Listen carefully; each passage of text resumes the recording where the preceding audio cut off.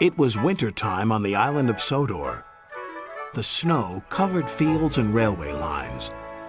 All the engines were hard at work, except Percy. "Come on, Percy. This is no time to have a rest."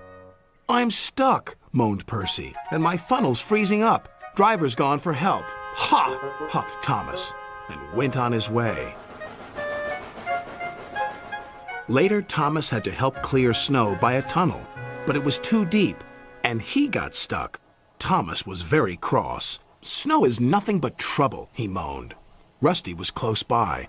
"Driver says this winter is as bad as the worst winter of all." "How worst?" asked Thomas. "I'll tell you," replied Rusty, and then the little engine did.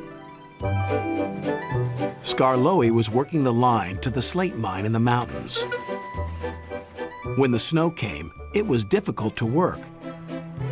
They used the snow as a double buffer zone to help stop cars skidding through the ravine. One day, Skarloey set off to the mines with some empty cars. Meanwhile, there was trouble at the mine. The winch that hauls the cars up and down wasn't working properly. Skarloey had reached the ravine. High above him were the mine yards. "That snow looks dangerous," said his driver.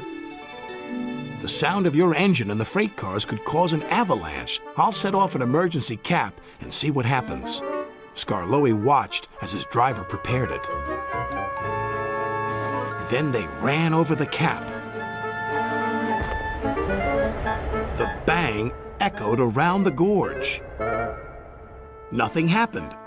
"Good," said his driver. "All's well. We'll have a cup of cocoa and then make our way."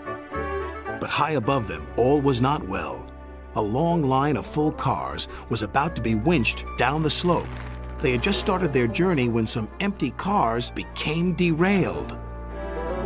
The winch groaned. "Break it! Snap it!" shouted the freight cars. And they did. On, faster, faster," they giggled. "The snowbank and buffers will stop them," said a workman. But he was wrong. The freight cars plunged into the ravine.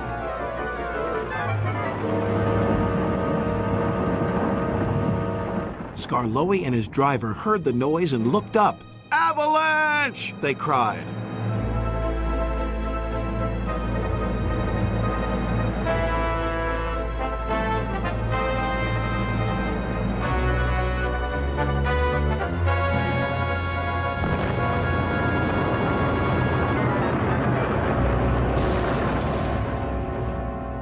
When the snow plume cleared, there was no sign of Skarloey. He was buried deep inside the high drift, blocking the ravine.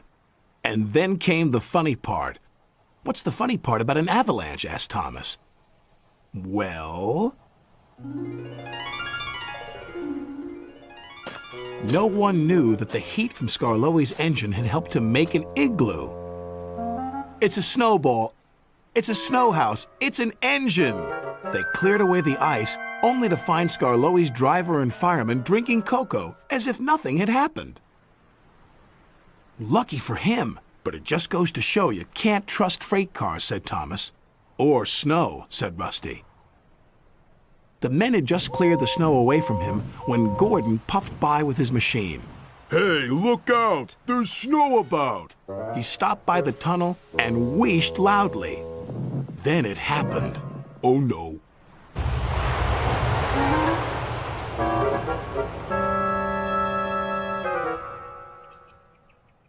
"Help!" cried Gordon. "If Skarloey survived a snowfall, surely a big proud engine like you can do the same," chuckled Thomas. "Paw!" moaned Gordon from within, and then fell as silent as the snow.